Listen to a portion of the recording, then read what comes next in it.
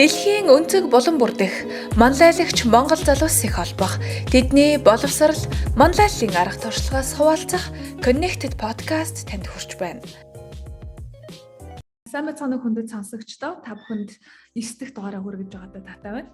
Энэ удаагийн дугаараар маш сонирхолтой төшөд оролцож байгаа. За эгчдөө хоёр болох Ану болон Аюу хоёр маань энэ удаагийн дугаараар Америкийн нэгдсэн улсад суралцсан, бүр тэр тусмаа нэг сургуульд ижил мэргэжлэр суралцсан болон Cambridge их сургуульд суралцсан туршлага хуваалцахаар өнөөдөр өргөцсөн байна. Урилга хүлээн авсанд баярлалаа.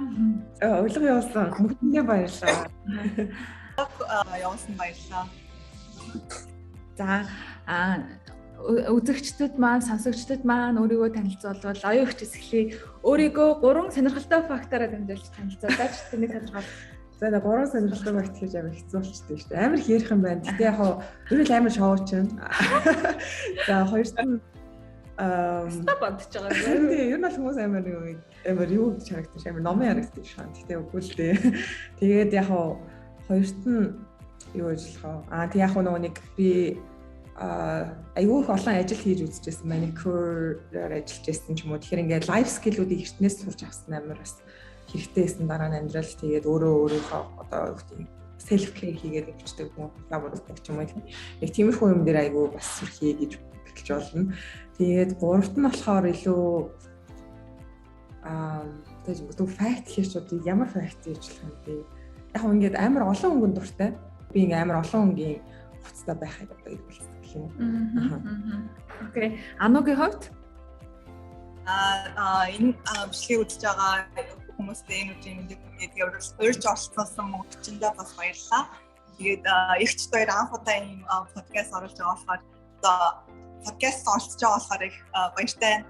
Тэгээд тавчхан өөрийгөө танилцуулаад намайг баяр сайхны Ану гэдэг. Тэгээд би одоогоор Америкийн Лос Анжелес хотноо ажиллаж амьдарч байгаа.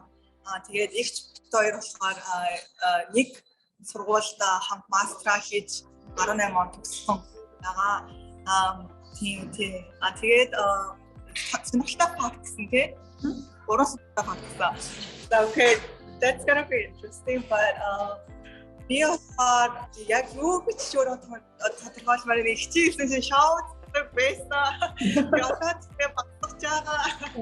Тэгээд одоо relate юус юу аялах тууштай тэгээд юу найзуудтай цагийг өнгөрөх тууштай. Гэтэ хажуугаар найзууд цагийг өөр бүтээлтэй өнгөрөхийг юм хүсдэг. Тэгэхээр ер нь бүх ажил амьдралын балансыг одоогоор аягүй тулчилж авч үзэж байгаа. Окей. За би дараагийн асуулт та хоёрын дунд асуучих. За яг нэг гэрээнгээ ихчдүү хоёулах нь штэ. Тэгэнгүүтээ яагаад ижил мэрэгчлэр тэгээ тэр тусмаа ижил сургуульд яг суралцах болсон юм бэ? Энэ түүхээс бидэнтэй хаваалцвал. За би нөө эхлэхийн тавьсан болохоор ярьсан дээр. Тэгээд юу яасан бэ?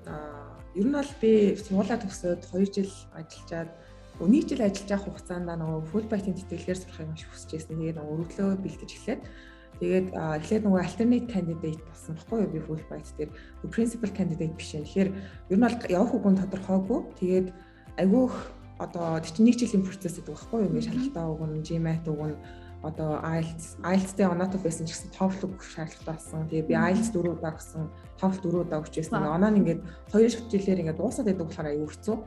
Яг хийжсэн. Тийм болохоор айгүйх бэлтгэл шаардагдсан. Тэгээд материалаа өгөөд alternate candidate болчоод за эцсийн хүртэл яваад үзье угаасаа алдах нь юу ах вэ? Угаасаа шалгалтын оноо өгдөө шүү дээ, тийм.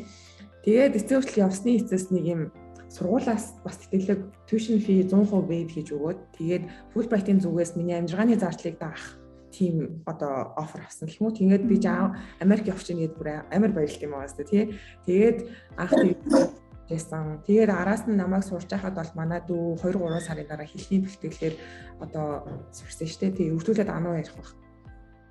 Тийм. Бэлтгэлээр ирээ. Тэгээд угаасаа яг Америк сурна гэж бодож байсан. Гэхдээ манай ихч бол яг бүрийн одоо яг бүр болсон гэх юм уу. Ихчдэр очиж байгаа яг хамтдаа ингэж мастраа хийх гэсэн зорилготой байсан. Тэгээд үргэлжлүүлээд би Америкт ажиллах ажлын чөлөөтэй болъё гэсэн үднээс бол яг зориг гаргаад яг Америкт ирсэн байгаа. Тэгээд төлбөрийн хувьд бол манай нөгөө сурсан сургуулийн хувьд болохоор Southern Illinois University Carbondale гэдэг тэр сургууль нь assistantship айгуух offer хийдэг. assistantship нь яа гэхээр яг мастертай сурж байгаа хүүхдүүд мастертай сурж байгаа оюутнууд болохоор яг campus дээр on campus ажиллах хэрэгтэй. So you part time болохоор 7-20 цаг ажиллана. Тэгээд тэр assistantship-ийн тусламжтайгаар төлбөрөө өмсүүлнэ. Tuition гэж байгаа, fee гэж tuition and fee гэж байгаа. Tuition одоо assistantship-ийн тусламжтайгаар tuition хөнгөлөгдөж ирдэг. Тийм fee-гээ бол бид нэр өөрсдөө хувийн зардлаараа төлөх боломжтой байдаг.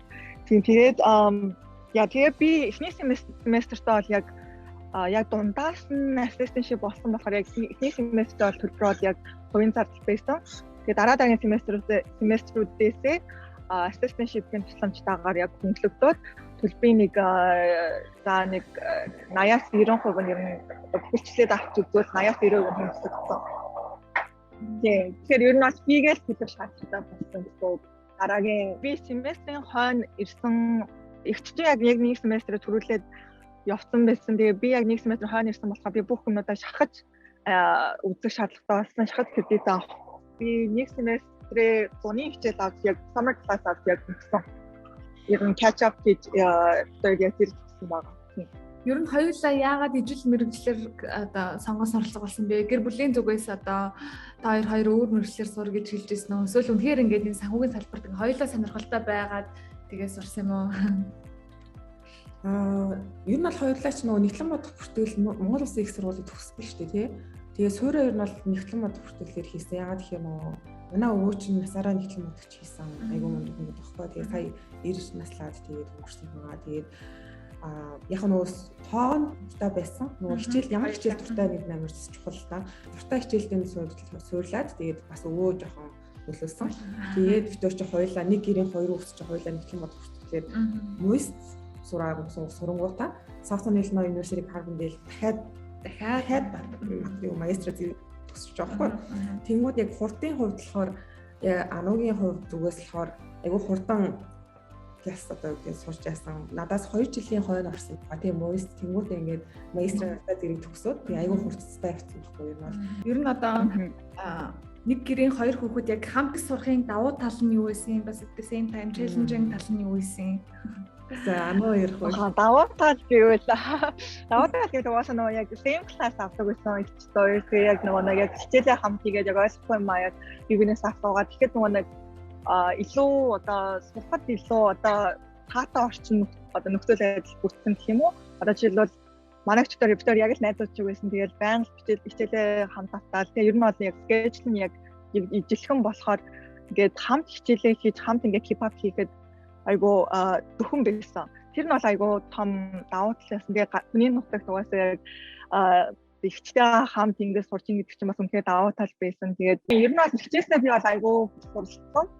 Сул талын хувьд тэгээд 24/7 ихтэй хамт байнга байдаг байсан бас үнэхээр өөсөө ойлгоцсод бас гардаг. Ихтэйгийн хооронд маргаан гарна. Тэр нь жоохон сул тал гэсэн юм уу гэж харж байгаа. Яг нөгөө жижиг маргаал та нөгөө нэг жижиг нэгтэй болохоор ч нөгөө юуныхаа хувцыг бас олж болоод өмсчтэй. Тэр чинь амар төх юм шүү дээ. Тэсээ хоол тиймэрхүү жижиг маргаан дээр ойлголцох гэж боо юм болж байгаа. За гэл наа уучлаарай гэж хөрөөд ирсэн байсан. Би тоогооч ирсэн шүү дээ ер нь бол. Баггүй нөгөө тийч ассистент гэдэг өөрөө давхар ажил хийн спортын гингүүц агуу болчих. Тэнгүүд би ч нэтгэлгээр болохоор угаасаа ажиллаж болохгүй. Тэнгүүд хоолны хийж хоолны зөөж өгдөг гэсэн. Айгуу гоё төвшигтэй байсан байж тээ. Доош чинь амар инээдтэй нөгөө нэг багасаа ингээд хамт нэг орон дээр унтаж өссөн. Монголд очиж тэг очиж гэсэн нэг орон дээр унтдаг гэсэн. Тэгээд тэр ингээд амар хөрхөн. Одоо болсон ч амар хөрхөн гэсэн юм лээ. Ер нь уулзаагүй одоо бараг 5 жил болсон тий. Тийм тэгээд 4 жил тийм. 4 жил болсон тийм. Одоо сургуулийнхаа онцлогыг хуваалцвал ер нь хэр том сургууль вэ? Гадны одоо оюутнууд хэр их байдаг байсан юм тий. Хөтөлбөрийнхаа онцлог, сургуулийнхаа хотынхаа онцлогыг хуваалцвал манай хотод яг campus town гэсэн. Тийм үү тэгэхээр яг л Southern Illinois University яг тийм сургууль байдаг. Тийм оюутнууд байдаг. Тэгэхээр ерөнхийдөө бол Монголоор жоохон хөдөөдөө гэх юм уу гэхдээ яг campus дээр төлөвлөсөн. Тийм болохоор түрээс нь яг тэрийгээ дагаад нөгөө нэгдэрчлээ дагаад тий одоо жишээлбэл том арай жоохон томортор руу нүүгээд ирэхээр Крис нугасаа яг амьдралынхаа өвтгөр нэмээд явж байгаа. Тийм тэгэхээр нэг давуу тал нь манай сургуулийн нэг давуу тал нь Крис болон амьдралын одоо амьдрах зардлууд нь арай бага байсан. Яг тэр хотцоо. Тийм ер нь тэгэхээр ер нь бол тэгэхээр ер нь бол амар affordable city. Айгуу тийм боломжийн зардал гарах хот юм уу? Амьдрал одоо Southern Illinois University Carbondale-ийн сурагчид тэгээд students гэдээ харуул сурагчид нь ерөөхдөө ихэвчлэн нөгөө хувийн эзэлдэг 70-80% эзэлж магадгүй. Тэгэхээр айгүй амар кампус болчихж байгаа байхгүй юу? Одоо хичээлээр дамжих академик төвшнөөрөө дамжуулах хүмүүстэй холбогдоод бие биенийгээ найзлал яваад идэг. Тэгээд Victoria бодлохоо international нөгөө ambassador-ыг санаж байгаа ambassador хоол гэж чинь international олон улсын хоёр үнээр амьддаг гэсэн байхгүй. Тэгээд тэн дээр очиж хоёлаа бүр ингээд нөгөө potluck dinner хийж мэйгээд амар гоё тийм bonding-та нөгөө олон улсын оюутнууд чинь яа гэм юм л та. Бүгдээрээ гэрээсээ хоол болохоор ингээд зовлон нэгтэй хүмүүс болчдаг. Тэнгүүд би бинийгээ ойлгоод ингээд спорт хийгээд яваад идэв юм билээ. Тэр нь амар хөөрхөн санагдсан дараа нь. За одоо нөгөө академик орчинд тэр соёлоос нь суралцаад мэдлэг авахаас гадна бас яг тэр соёлд нь өөрийгөө очихтэй тэр амьдралыг нь мэдэх нь аягүй чухал байдаг. Тэр та хоёрын маань хувьд болохоор яг сургуультай ямар нэгэн community club өнтер харьяалагддаг нөө юу хийж исэн бэ? Дэлхийн туршлага ойлголцол. Зөвхөн одоо Америкт нэггүй одоо Лондондтэй. За би Лондон ихлээр яриад ануу өөрийнхөө талаас ирсэн гэх бах тий. Тэгээд Лондонгийн хувьд болохоор юу л да би ч нөгөө graduate level гэдэг нөгөө магистраар явсан шүү дээ. Тэгээд Master of Finance гэж явсан. Cambridge-ийн сургууль дээр юу болт юм бэ гэхээр аюул олон society-нууд байдаг. Аюул олон special interest group-ууд байдаг. Тэгээд тэд нар маань яад юм бэ гэхээр одоо санхүүгээр явсан санхүүчин дотроо аюул янзахгүй юу? Private одоо юу гэдэг public finance гэж бол байгаагүй. Гэхдээ яг өөр юмар бас олчих болсон баг. Тэгээд өөртөө нэг яг тухайд ингээд салбар яг сонирхсан тийм консалтинг масалтын society-нууд бас байсан баг. Тэгээ миний хувьд болохоор энэ 180 degrees consulting гэдэг оюутнуудын бүгд юунд student одоо юу гэдэг консалтинг чинь айгүй том консалтинг юу байхгүй. Тэгээ тийм болохоор Bain-ийн консалтантууд зөвлөгөө өгдөг. Тэгээ нөө Bain company гэдэг чинь айгүй нэг том MBB-ийн юу байхгүй юу? Нөгөө McKinsey, Bain, BCG гэх гурван консалтинг компани. Тэгээ тэд нар Bain-ийн хүн хоёр зөвлөгөө өгөөд тэгээд надтай баг болж хамт ажилласан. Бид нар өнгөө ажиллаж байгаа гэсэн үг шүү дээ. Ер нь бол оюутнууд гэж ямар ч төлбөргүй зүгээр гол нь сайн юмаа хийж танигдах зорилготой байхгүй юу? Ер нь бол тэгээд дараа нь тэр CV-н дээрээ туршлагаа бичүүлнэ гэдэг чинь амар чухал байхгүй. Тэгээд гол нь бас нөгөө Монголын хувьд болохоор бид нар хаана ажиллаж исэн локейшн бас амар чухал. Одоо жишээлбэл би Монголд ажиллаж исэн гэвэл no one cares юм бол тоохгүй. Миний Монголд PwC-д ажиллаж исэн туршлага бол тэнд болохоор not so well ерөөсөө нэг амар өвлөгддөггүй байсан. Тэгэхээр London location ч юм уу эсвэл Cambridge location яг somewhere in the world яг ингээд location амар сайн switch хийж юм хийх нь амар чухал юм байлээ.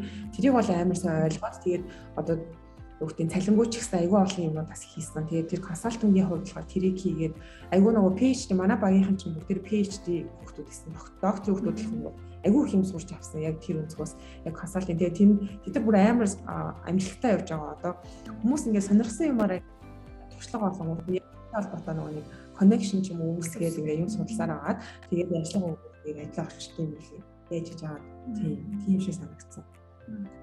За ануугийн хувьд тиймэрхүү ажил байна уу? Тэндээс яг юу суралцсан бэ тэр туршлага?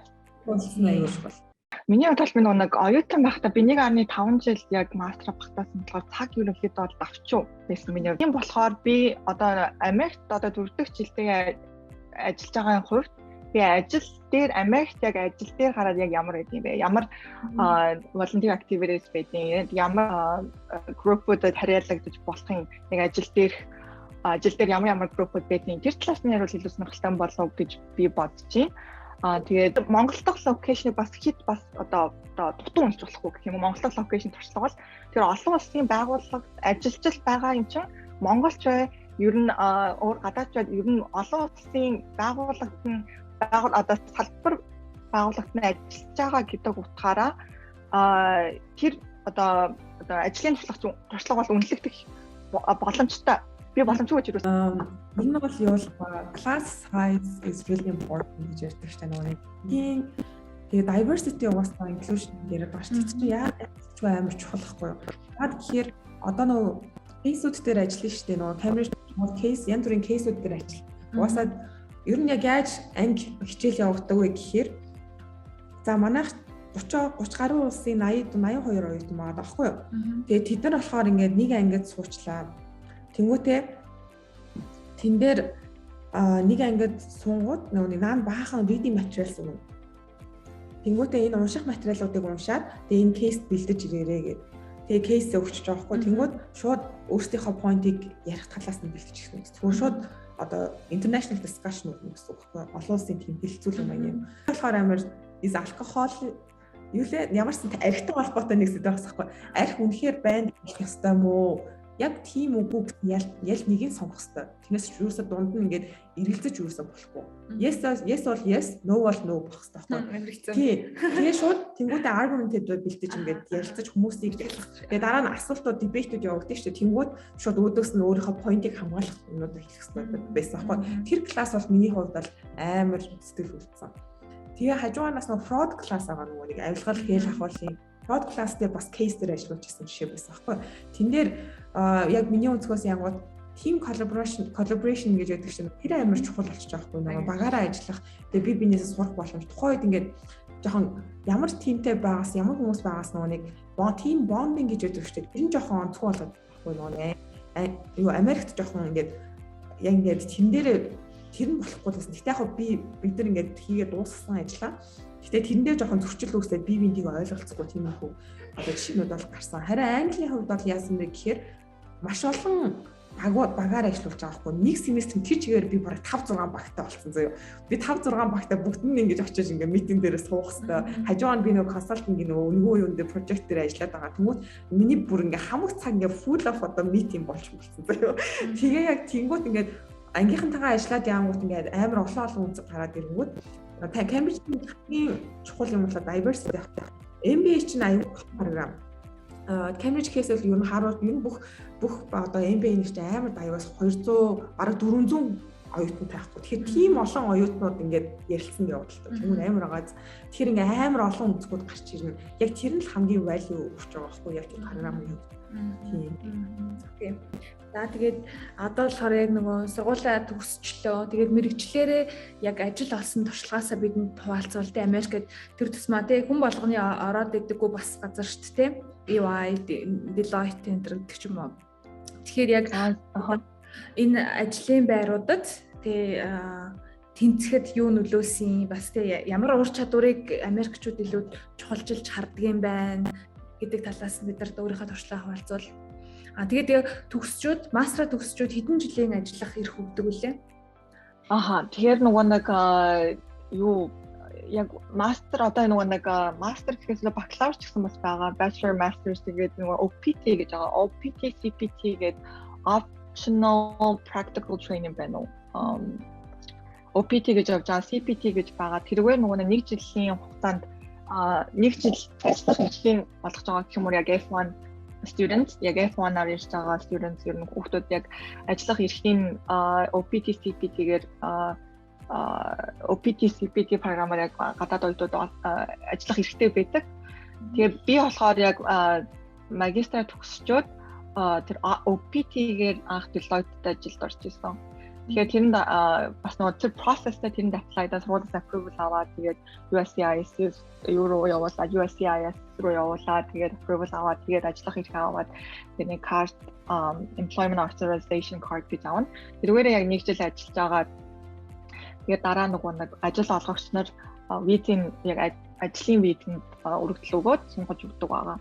Тэгээд тэр нь ерөнхийдөө H1B гэж байгаа 3 ингээд бол аим 3 тийм визний ажиллах визний ирэх байгаа. F1-аар сурж байгаа оюутнуудад бол тэгээ би болохоор OPT-гээр явж байгаад Deloitte-аас яг ажлын эрхээ аваад тэгээ H1B-гээр одоо яг ажиллаж байгаа. Тэгээд шалгуурын хувьд бол ер нь бол Америкт ажил туршлага.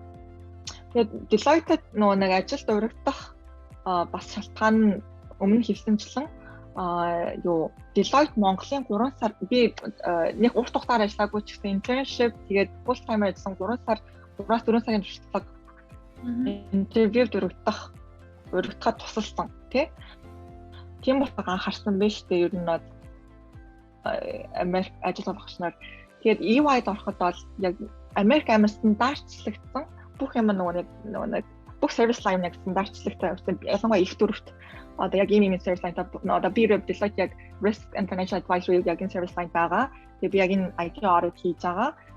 IT audit EY бас яг төстэй technology risk consulting service гэж байгаа. Яг тэр адилхан ажил хийдэг яг team service line байгаа байхгүй. Тэгэхээр ихэд Deloitte-ийн туршлага бол EY хүргэж ингээд ажиллахад бол маш их тусалсан. Тэгэхээр ерөнхийдөө ажил олгогчдын юу харж ингэхээр ажил туршлага.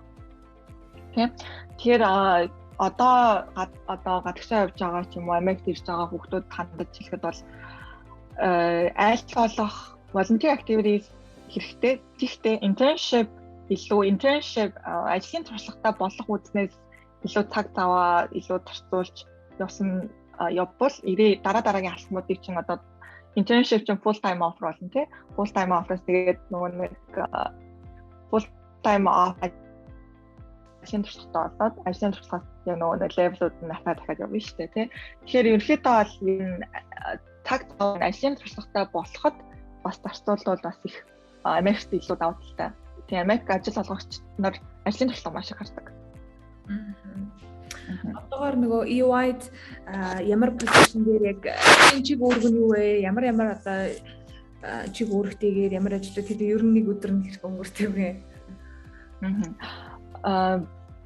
Би одоо Deloitte болохоор risk and financial advisory service line гэдэг тэр service line яг ямар үйлчлэгээ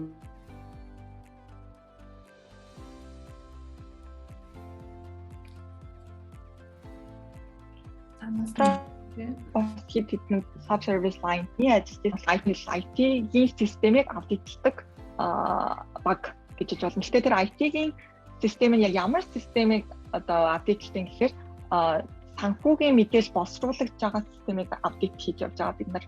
Тэгэхээр систем талаас нь аудит хийж байгаа гэсэн үг. Гэхдээ тэр санхүүгийн мэдээлэл боловсруулалт гаргахаар санхүүгийн аудит багийнхан ерөнхийдөө бол өөрсдийнх нь тест аудитаа хийн. Гэхдээ ер нь систем талаас нь бид нар санхүүгийн аудитаа зөвлөгөө чиглүүлж явдаг гэх юм уу. Тэгэхээр одоо IT audit-ийн одоо энэ industry энэ чиглэл бол Америкт бол одоо 20 дахь жилдээ одоо хөгжиж явж байгаа салбар. Тэгээ Монголд бас хөгжиж байгаа гэж би бас нэг сонсон. Тэгээд ерөнхийдөө бол яг энэ миний одоо яг Deloitte бол анх консалтантаар 2 жил ажиллаа. Одоо EY-д орохдоо senior consultant-аар одоо 2 дахь жилдээ ажиллаж байгаа. Тэгэхээр 2 дахь жилдээ ажиллаж байгаа. Гэхдээ ерөнхийдөө Big 4 ч юм уу ер нь бусад компанид бол IT audit гэдэг ер нь бол дэлгэрсэн салбар. Тэгээ ер нь хийж байгаа ажил нь ер нь бол бүгдээрээ ерөнхийдөө стандартчлагдсан төстэй гэх юм уу. Тэгвэл асуулт нь юу байлаа төөрөө явчих шиг боллоо.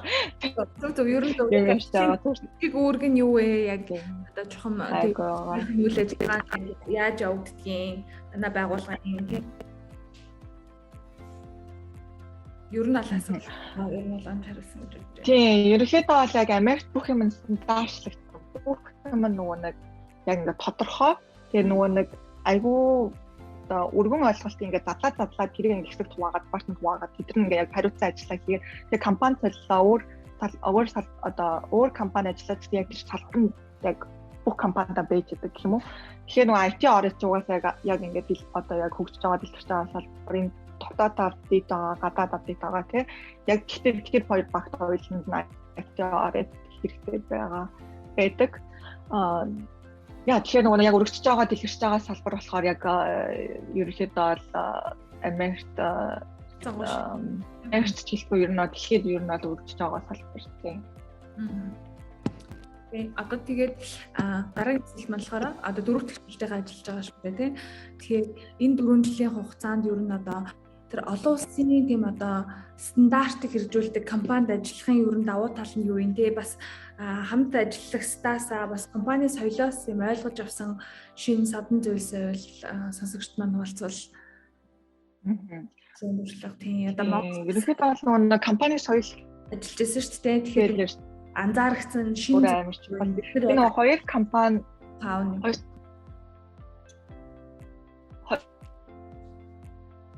Анугийн нийт нь гацаад байна. Харин жоохон тасраад байх шүү байна. Тэгээ нөгөө нэг Deloitte ажиллаад тэгээ юм баяжлаж ажиллахын бас нөгөө анзаарч харсан сул даваатлууд байна. Гэтэ ерөнхийдөө ажлын соёл яг work culture гэж байна. Компани болохоор өөрсдийн culture-тэй.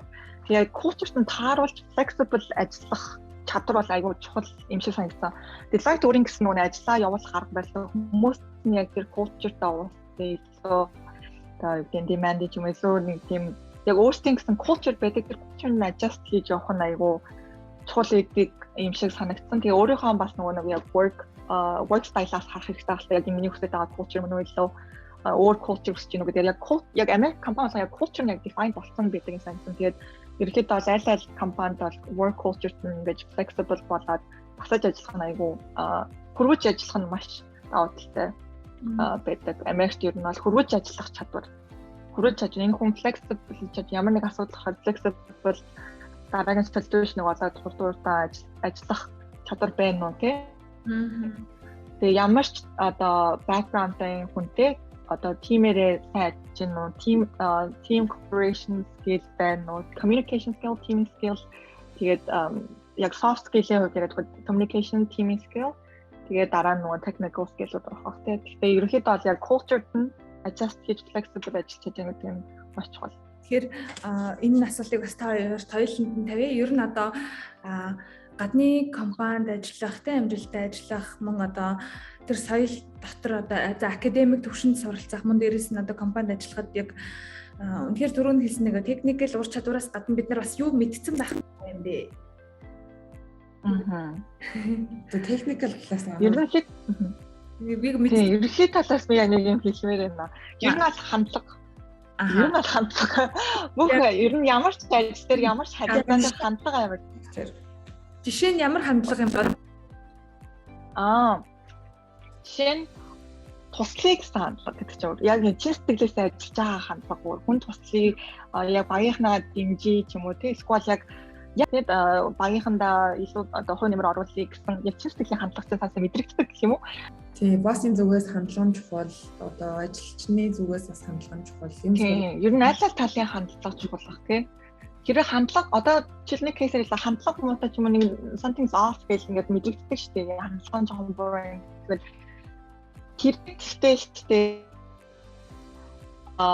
миний бодлоор өөрөөрөө дамжуулах хандлагыг засах гэж бас уралдах нь өсдөг баг тийм. Ер нь бол өөрөө жоохон role model байж байгаа example болж байгаа жоохон босстойгоо эсвэл бүр ойлгохгүй байлаа гэхэд хандлага нь ингээд харагдахгүй байлаа гэхэд зүгээр яг ийм үйлдэл гаргасан юм дээр яг тасах хэрэгтэй юм байна шүү ч юм уу. Нөгөө EY бас нөгөө нэг боссоос ирэх тийм судалгаа байдаг л да. Яг миний ямар strength миний ямар strength байна, ямар weakness байна гэдэг яг нөгөө staff-уудаас судалгаа авдаг байхгүй юу?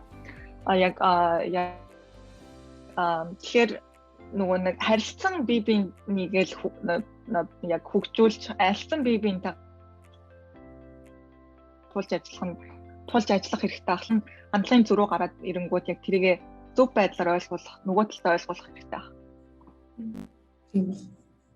Одоо нөгөө Америктэй төгслөө эсвэл ингээд за Монголд ингээд аудит ч юм уу санхүүгийн чиглэлээр мэргэжлээ гэж бодоход Америкт очиод суралцах мэргэжлэр ажиллах тий одоо анаг ажиллаж байгаа шүү том ийм санхүүгийн чиглэлийн компаниудад мэргэжлэр ажиллах юм хүсэлтэй залуус хандаад тий ер нь knowledge sharing хийвэл яг ямар ур чадвар ямар одоо за магадгүй програм эсвэл ямар ур чадварыг ер нь чухалчлах хэрэгтэй вэ?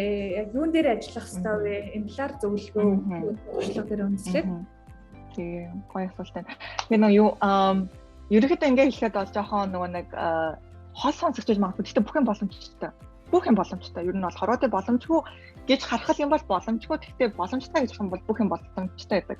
Тэгэхээр мэргэжлэрээ ажиллаад, энд ажиллаад яг туршлага хөрөнгөлүүлэх гэвэл боломжтой. Ямар скиллүүд дээр анзаарах юм гэхээр soft skills, communication skills тэгээд soft skill гэдэг communication, teaming skills, бусдыг ойлгох чадвар EI гэж байгаа шүү дээ. Emotional intelligence, бусдыг ойлгох чадвар, өөрийгөө бусдын шүүд тавих чадвар ч юм уу яг тиймэрхүү чадвараа soft skill дээр бас Америкууд яг ер нь энэ хүн өөрийгөө хэр present хийж юм ч юм уу яг ингэж хэр бусдаа communicate хийж юм, хэр respectful байна ямар нэгэн юм дээр. Тэгээ тиймэрхүү нэг soft skill-үүд Америкт бас илүү чухалчилж авч үздэг. Тэгээд дараа нөгөө technical skill-үүд байгаа яг ажлын бүтээмж олгосон одоо budgeted hours хэр бүтээмжтэй ажиллаж юм, хэр хурцтай байна, ямар нэгэн challenge гараад ирэнгүүт тэр challenge solution offer хийж гин үү, хэр flexible байна гэдгийг харж байгаа гэх юм уу. Technical class-аа аваад үзвэл ер нь нэг янз бүрийн сургалтуудаас сайн яг мэргэжилтэйгээ холбоотой яг сургалтуудад аягүй сайн хамрагдаж нэг keep yourself updated, баян өөрийгөө updated болгож ингэж хөгжүүлж яваарай. Тэгээ янз бүрийн ямар нэгэн яг орох байгаа яг байгууллага байвал байгууллагын шалгуурыг харж байгаа ямар certification require хийгээд ямар ажлын туршлага require хийгээд ингээ яг нэг job description дээр яг нэг тодорхой бичсэн байдаг л та. Тэгэхээр тэр шалгууруудад тэнцхийн тулд би юу хийх шаардлагатай вэ? Тэгээ заавал нэг дараагийн next plan-д аягүй сайн бодож явж байгаарай. Тэгээ ер нь бол бүх юм боломжгүй юм гэж аахгүй. Тэгэхээр Анокоос дахиад нэг асуулт асуумсан болохоор яг LA-д ажиллаж амьдарч байгаа одоо туршлагаасаа хуваалцвал яг үнээр кинонд ирэх шиг тийм хөл байдаг уу? Яг амьдраад өөрөө орчин зүйн байхаар ямар байдаг вэ? Ер нь амьдрах хүртэл Hollywood стресс харин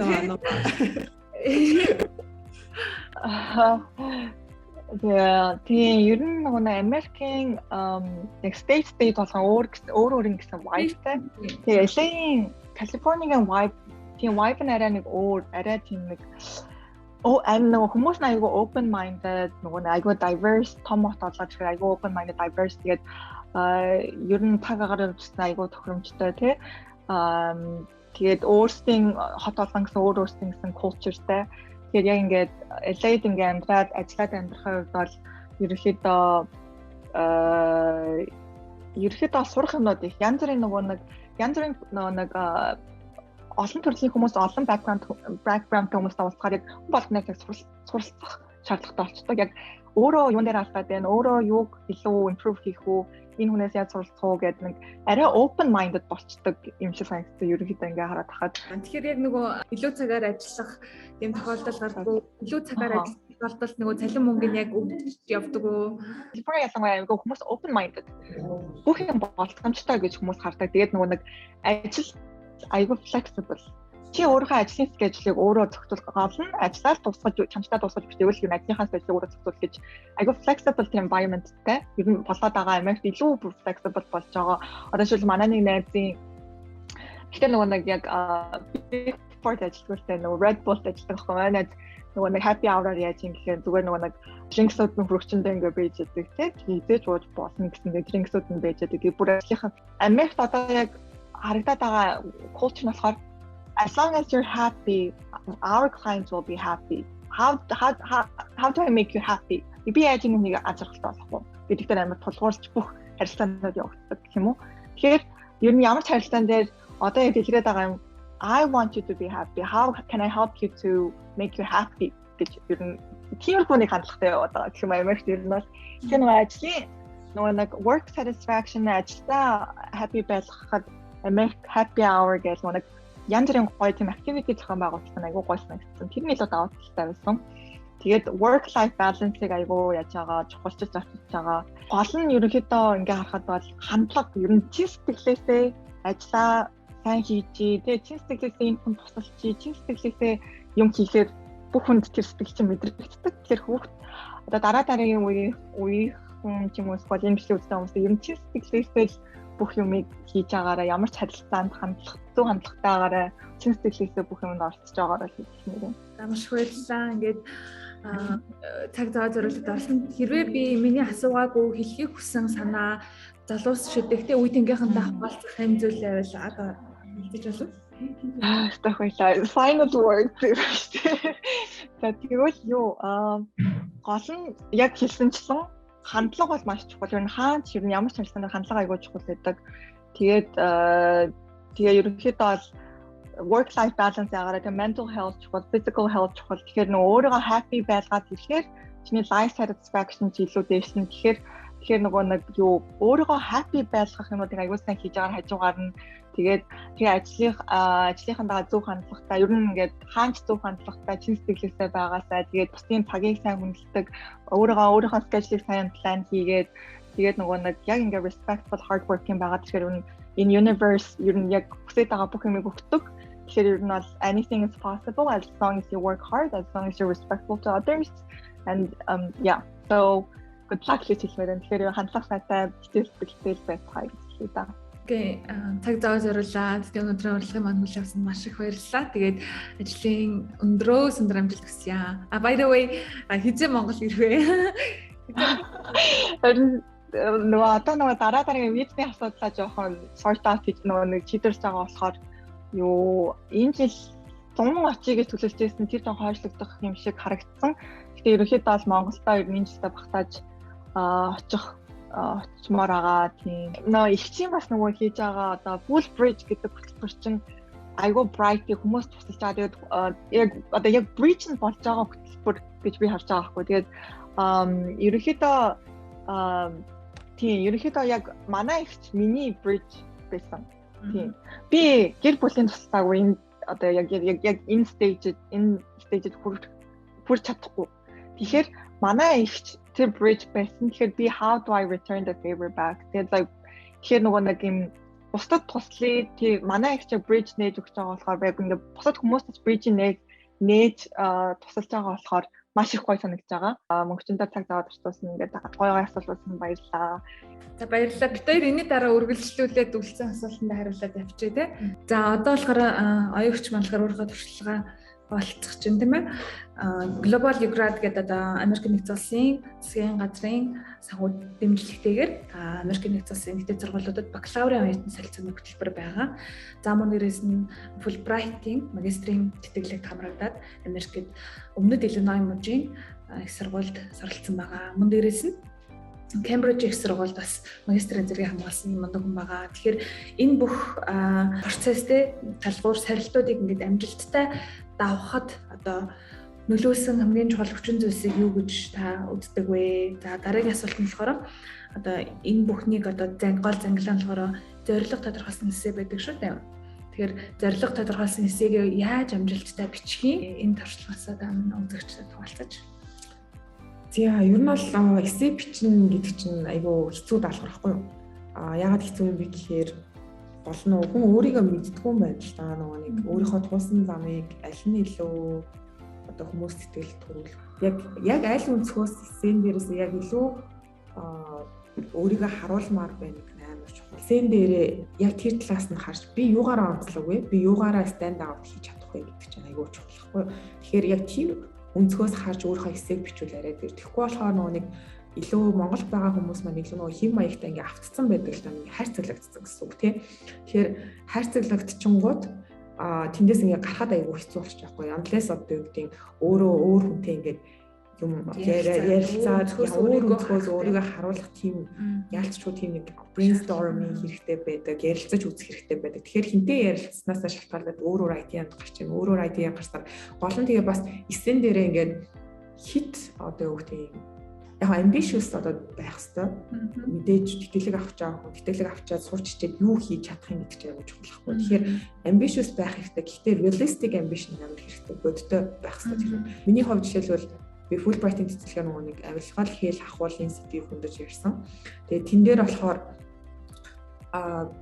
би үндэсний аудитын газар угаасаа ажиллана гэж бичсэн дээр бичсэн байсан. Тэгээд би төгсөж ирээд Fulbright-аар авчаад яав. Тэгэхээр би Cambridge-д Master of Finance-аар сурахаар явсан л да. Гэхдээ би тухайн үед одоо судлаачийн ажил арай өндөр цалинтай ажил байсан ч гэсэн би Монголд ирээд төрийн албанд ажилласан байт юм аа. Төрийн албаны цалин бол ямар хэдийг мэдгүй дээр.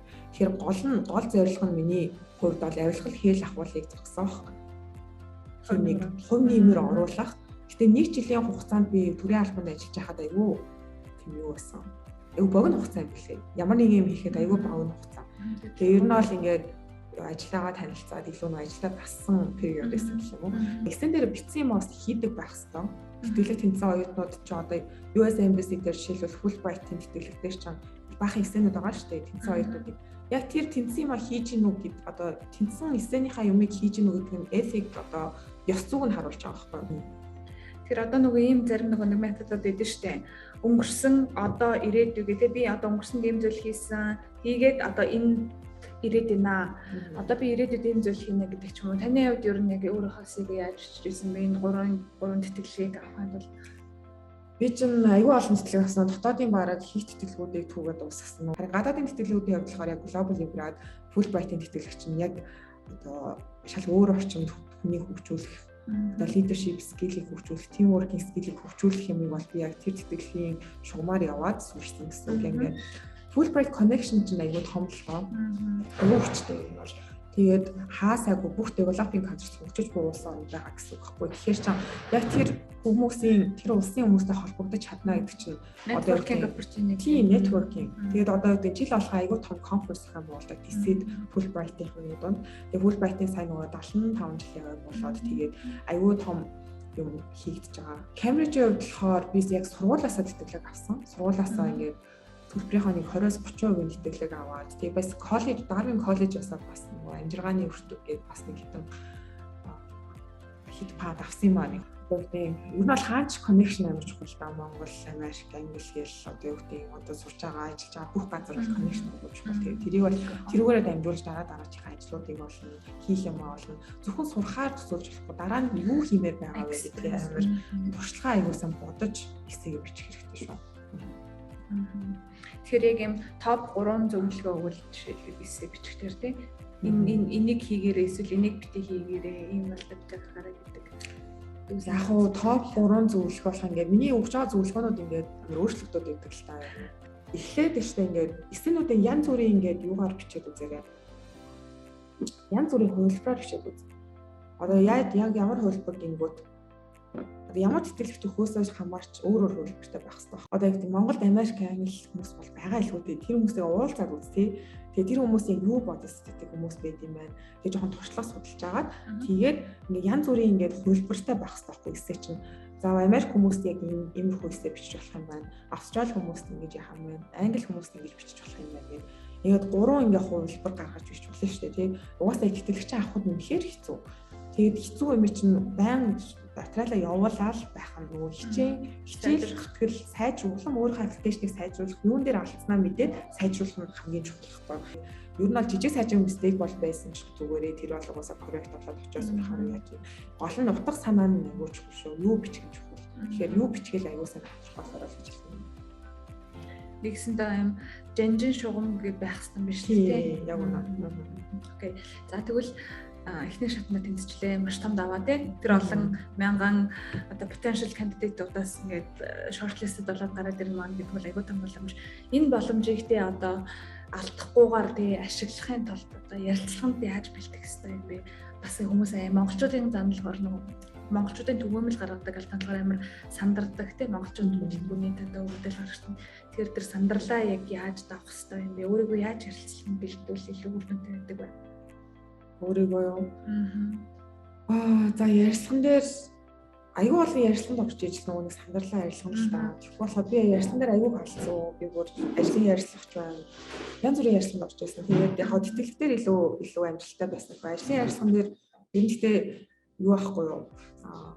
Ярьцлагч нь know your audience гэж ярьдаг шүү дээ. Нөгөө юм ярихдаа яг сонсож байгаагаа мэдэх хэрэгтэй. Ярьсан дээр ялгаагүй байхгүй юу?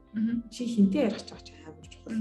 Тухайн хүнээс судалсан байх хэрэгтэй. Тухайн хүний expert area-г мэдсэн байх хэрэгтэй. Тухайн хүнийхээ тухай одоо олж болох юу вэ? Personal, professional бүх юм мэдэх хэрэгтэй байхгүй юу? Тэгэхээр одоо нөгөө нэг сонгон шалгаруулж байгаа комиссаа яаж мэдэх боломжтой жишээлбэл сонгон шалгаруулж байгаа комисс нь олон хүн болох боломжгүй л дээ. Тэгээ хэн байгааг мэдэх боломжгүй л дээ. Бүр яг эмбэси дотор нь орж ажиллах юм бол тэгэхээр яг тэн дээр одоо юу гэдэг нь зөвлөгөө гэвэл зөвхөн өөртөө фокус хийх нь хамгийн чухал. Эхлээд хамгийн эхлээд шүү. Тэгээд цаг гарвал хин ярьцлаганд авах нь тодорхой болчих нөгөө хүнээс авч болох гэсэн. Тэгэхээр ингээд эхлээд одоо юу гэдэг нь өөртөө л айгүй бэлтгэл дээр анхаараа. Өөрийгөө self report хийгээд бэлтгэл чинь айгүй чухал. Ярьцлаганд орох тусмаа туршлагажаад яваад байгаа гэсэн үг байхгүй. Тэгэхээр тэрнээс одоо санаа зовох ч юм уу одоо айх юм байхгүй. Харин ч ярьцлаганд орж ийн гэдэг чинь өөрийгөө дараагийн төвшин сорж чинь дараагийн төвшин сорж чинь тэгээд ямар хүмүүстэй яаж харьцах юм гэж гэсэн үг байхгүй. Ингээд өөрийнхөө арга барилыг өөрчлөх боломж гэх юм уу. За аюу ихчийн хувьд болохоор за гадны томоохон тэтгэлгүүд ихтэй сургуулиудын тэтгэлгүүдэд зориулж оюутан залуусыг одоо бэлдэх full bridge гэдэг хөтөлбөрийг үүсгэн байгуулсан байгаа. За full bridge хөтөлбөрийг үүсгэн байгуулсан шалтгааны үе бас full bridge гэж юу юм гэдгийг үзэгчдэд тайлбарлавал. Full bridge гэдэг нь болохоор яг боловсролын хувьд бол ихний ээлжинд авч үзэж байгаа гэсэн үг. Одоо хамгийн анхны ахлах нь боловсролын хэмжээнд авч үзвэл яг ямар програмаар дамжих боломжтой юм бэ? Одоо ямар өөртөө нөгөө хамгийн их тохирсон програм болж хамгийн их тохирсон улсаа олно гэдэг чинь айгүй том чаленжгүй. Тэгээд яг тэр програмд одоо үнэхээр хүссэн сургуультаас бичвэл амар сайн сурчтай юм бол тэгэхээр яг тэрийг эхлээд тодорхойлох шүү. Тэгээд тэн дээр бол яг санаагч гаргаж өгөө. Би бол та нарын эсэйг өмнөөс нь бичиж чадахгүй юм гэхэд тэгэхээр өөртөө бичих хэрэгтэй гол нь яг ямар direction чиглэл өгөх гэж айгүй чухалхгүй. Тэгэхээр яг тэр өнцгөөс хараасаа гэж хүсэж байна. Тэгвэл хүмүүс ингээд монголоор эсээ явуулчаад дараагийн англиар бичээд үг гэдэг байхгүй чинь боломжгүй шүү дээ. Монголоор бичих чинь санаа нь өөр байна. Англиар бичих чинь санаа нь шал өөр байна. Тэгэхээр эсээ бичих чинь байгааг full bridge-ийн зөвлөгөөг авч байгаа хүмүүс бол эхлээд англи аягүй сайн сурах хэрэгтэй. Тэгээ английнхаа оноотой байж ич одоо над дээр ирээд зөвлөгөө авч болно гэсэн үг байхгүй юу. Тэгэхээр эсвэл англиар сурах процесстой надтай зүгээр ярилцаад brain idea авч болно гэсэн саналаа. Тэгэхээр яг тэгж явбал илүү үр дүнтэй болов гэж бодож байна. Тэгээд ярилцлагын хувьд болохоор гол нь яг ямар ярилцлаганд орох гэдэг нь гэдгийг би бас мэдмээр юм л та. Тэгэхгүй болохоор нэг ямар ярилцлага ямар байгууллагад орох гэдэг нь ч аюул чухал. Тэгээд cover ярилцлаганд орохын тулд чинь CV cover letter бас аюул чухал болчихдог. Тэгэхээр юм явандаа бол CV review cover letter болох боломжтой. Тэгээд нөгөө хүнийг одоо илүү өндөр салттай ажиллах боломжийг бас бүрдүүлж өгөх гэсэн юм.